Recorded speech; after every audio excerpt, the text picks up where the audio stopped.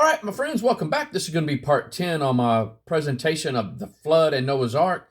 And I got myself a cup of coffee. Yeah, you notice I got a patasaur on that thing. Patasaur is my favorite dinosaur. And this is a Snow Peak titanium cup. It's double walled. It will keep your drinks hot or cold for a very long time. Excuse me. I've got a black lid that goes on this. They're about $45. I haven't looked on REI's website in a while, but I think that's what I paid for mine. There's like a plastic lid with a little sippy hole, but I love this cup. I've got several of them, and but I take it backpacking and hiking with me, they're very, very good cups. This is the only cup I drink out of here at the house. I'd use this thing a lot, and so you'll never know I'm drinking any coffee because I'm going to edit it out. You'll never know. That's the wondrous world of editing.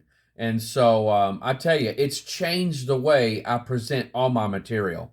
And so there used to be days where I would try to get classes together, or I would encourage groups to get a group together so I could present my material. And it was tough, guys. It was tough because everybody had something different going on. I got vacation this week. I got to work. I got to be at home with the kids. And it's just responsibilities in life, you know. It was tough. Sometimes I'd have a good group one night, and then the next group, half of them be gone. And so, or one person don't like the material that I'm covering, and they want to wait until another night when I'm covering something else. It was tough. And then you get all your material and all your equipment and get it there and set it up. And it's a lot of work. And though I love doing it, I really like to do it. It was a lot to get all this stuff together. And so now, with the availability that we have with technology, you know, I can be in my own home and do this and reach over and grab certain things and won't have to say, oh, I forgot to bring that tonight, you know. And so I can edit the part of me reaching around and grabbing something and showing it to you. I got everything here. I can do this anytime I want. And and you can watch it anytime you want, anywhere you want. And so you can download this stuff and you can be out in the middle of the woods somewhere and watch these things. And so I know that because I do. I download stuff. And then when I get out in the middle of the woods where I don't have any signal, I can watch material, and I can listen to audio messages and stuff. The availability to learn and to learn God's word has never been easier than it has been in this day and time that we live in. And so there is no excuse, absolutely no excuse. And I think that scripture in the book of Romans is really coming to be alive at this time more than ever. And so, but at any rate, if you notice on the screen here, this is Alaska. This is Alaska. Now, this is what Alaska looks like to the United States. At 591,000 square miles, Alaska is as wide as the lower 48 states and larger than Texas, California, and Montana combined. And so that's what Alaska looks like to the United States. Now, the area that we're going to center on is that circle up there, Prudhoe Bay. Prudhoe Bay, that little red dot. And you can see the Arctic Circle. Now, that's key. I want you guys to remember that. Remember that Arctic Circle. This is where we're at. This is going to be a little chilly area. And so you're going to want to remember that. And here we are here. Prudhoe Bay is 1,500 miles from the North Pole. The North Slope is where we're basically going to be at. The North Slope is 1,500 miles from the North Pole. And there is the Arctic Circle. And this is what the Earth is when it's tilted. You know, the Earth has that tilt and has that, it's only pointing to the sun at certain points in times. And the higher you get up, you don't get the sunlight. And nighttime, it changes, just like at the Antarctic, at the South Pole, same difference.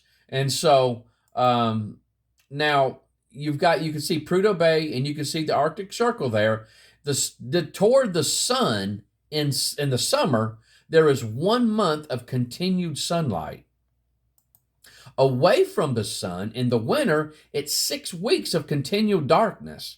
And so you can see that with extreme temperatures of minus 60 degrees, the average is minus 15 degrees. Now, guys, that's key. I want you guys to remember these details that I'm giving you. The Arctic Circle is parallel or line of latitude around the Earth about 1,650 miles from the North Pole. Again, that Prudhoe Bay is about 1,500 miles from the North Pole, but the Arctic Circle is about 1,650 miles, 1,650 miles from the North Pole, south of it. Approximately 66 degrees 30 minutes. Now that's what that thing written out is. You got that 66 degrees, and then that 30 with the slash on the side of it means 30 minutes. And so it's not quite a degree. I've also seen 33 minutes. So I've seen 66 degrees 33 minutes also north. Because of the Earth's inclination of about 23 degrees to the vertical, it marks the southern limit of the area within which, for one day or more a year, the sun does not set. About June 21st, supposedly, or rise about December 21st. The length of continuous day or night increases northward from one day on the Arctic Circle to 6 months at the North Pole. The Antarctic Circle is the northern counterpart of the Arctic Circle, where on any given date, conditions of daylight or darkness are exactly opposite. And so if you'll notice here, the most well-known circle of latitude is the line setting at 0 degrees at latitude, the equator. So if you'll notice at the middle of that globe, you got the equator at 0. The equator circles the globe with a circumference of nearly 25,000 miles, dividing the northern and southern hemispheres. This line of latitude is the starting point when referring to other points of the globe in terms of degrees north and degrees south. Now, if you'll notice, up there, you'll see different areas: Arctic Circle, Tropic of Cancer, Equator, Tropic of Capricorn, and Antarctic Circle. The 4 special parallels of latitude mark a specific area on the planet that has a unique relationship with the sun. In addition, these 4 lines mark the geographic boundaries of the frigid and torrid zones, which were first coined by Greek philosopher Aristotle. He stated these 2 zones were inhabitable because of the cold climate found in the frigid zone and the hot climate of the torrid zone. And we do know that there are people that do live in these areas. And so now, if you notice up there, you got the Arctic Circle. Notice at the very top, you got the Arctic Circle. Now notice the degrees there. You got 66 degrees, and then the next one is 33 minutes, and then the next one after that is 39 seconds. And so you got that little quotation mark on the side of it. That's what that means is it means seconds. And so the 33 minutes is not quite a degree, so they give it that little one sign on the side of it. And then the next one is 39 seconds. And so you got that, it's not quite a minute. And so they give it the little extra, the little quotations on the side of it there. So that's what that is. 66 degrees, 33 minutes, and 39 seconds.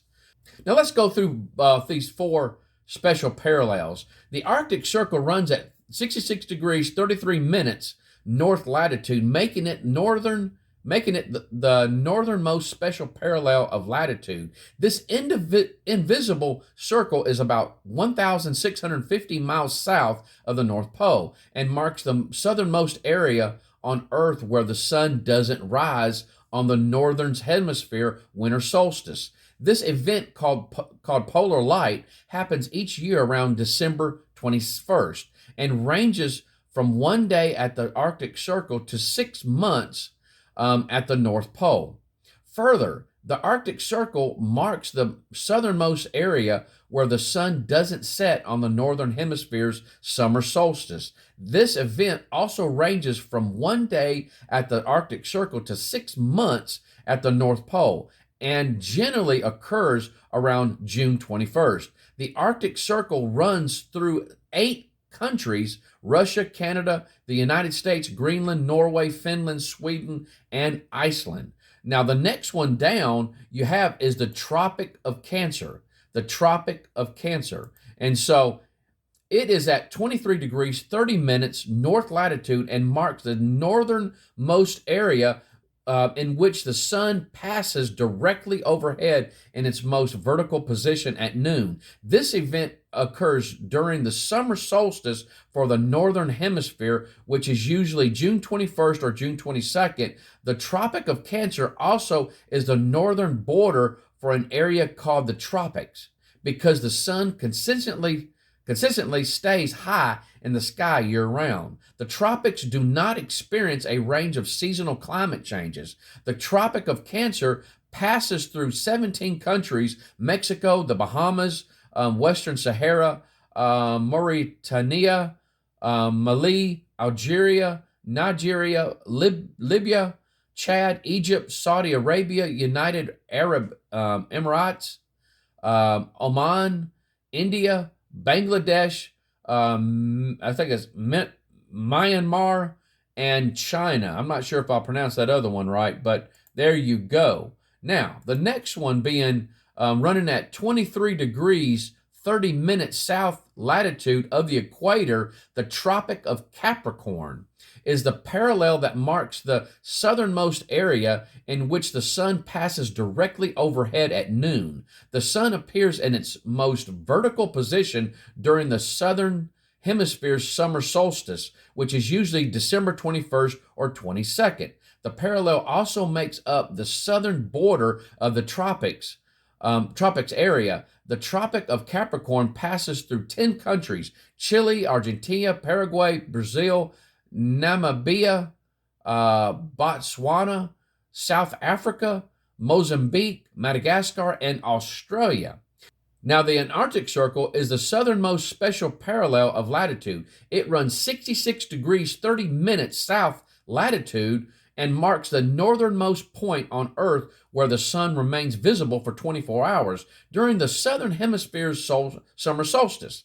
This event, also called the midnight sun, generally occurs on December 21st or 22nd.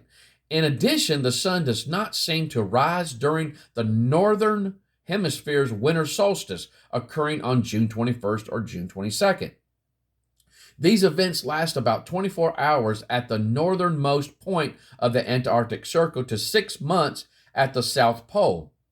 The Antarctic Circle passes through only one body of land, Antarctica. Now, the Arctic Circle. The word Arctic comes from the Greek word for bear, arctos. But this isn't because of the polar bears. It's believed the name refers to two constellations that can be seen in the northern sky: Ursa Minor, Little Bear, and Ursa Major, Great Bear. The ice of the Arctic contains around 10% of the world's fresh water. This giant white frozen reservoir reflects sunlight, helping keep the region cool. It also plays a super important role in keeping our global climate stable. The Arctic Circle runs through 8 countries, which except for Russia, Canada, United States, Greenland, Norway, Finland, Sweden, and Iceland. The Arctic Circle encompasses 4% of the global surface. Now, this book right here, I do have it. It's by Lindsay Williams. It's called The Energy Non-Crisis. The Energy Non-Crisis.